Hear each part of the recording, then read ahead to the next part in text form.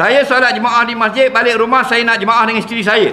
Boleh tak saya niat qada jadi imam sebab saya banyak lagi tak habis qada solat? Boleh?